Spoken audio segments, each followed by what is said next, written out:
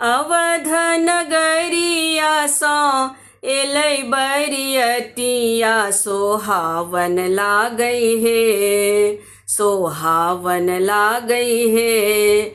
आजू मिथिला नगरिया सोहावन लागई हे, आजू मिथिला नगरिया।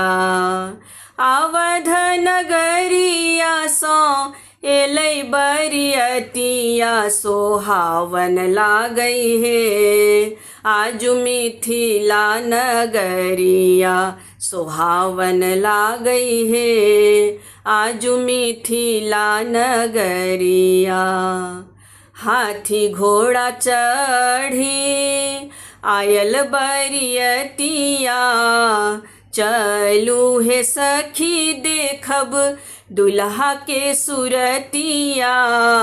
हाथी घोड़ा चढ़ी आयल बरियतिया, चलू हे सखी देखब दुल्हा के सुरतिया। परिछन चललने, परिछन चललने, मैया सुनैना उतार लगलनि हे, उतार लगलनि हे। मैया दुल्हा के नजरिया उतार लगलनि हे, मैया दुल्हा के नजरिया।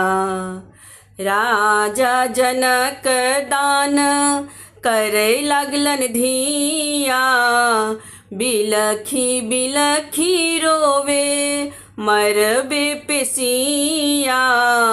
राजा जनक दान करे लगलन धिया, बिलखी बिलखी रोवे मरबे पेसिया।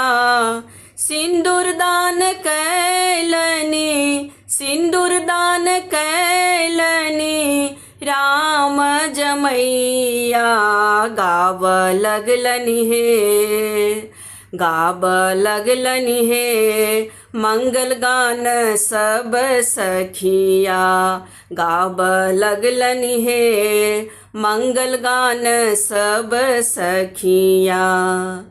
धिया सासुर जेती चढ़ी के डोलिया, सून भवन केने सून नगरिया।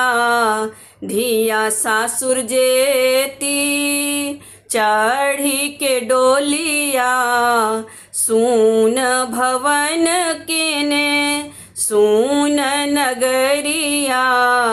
सब गोटे रोदन केलन, सब गोटे रोदन केलन, कही सिया सिया लक चललनि हे, लक चललनि हे। डोलिया आंगन से कहरिया लक चललनि हे, डोलिया आंगन से कहरिया। अवध नगरिया सो एलै बरियतिया सोहावन लागई हे, सोहावन लागई हे। आजू मिथिला नगरिया सोहावन लागई हे, आजू मिथिला नगरिया सोहावन लागई हे, आजू मिथिला नगरिया।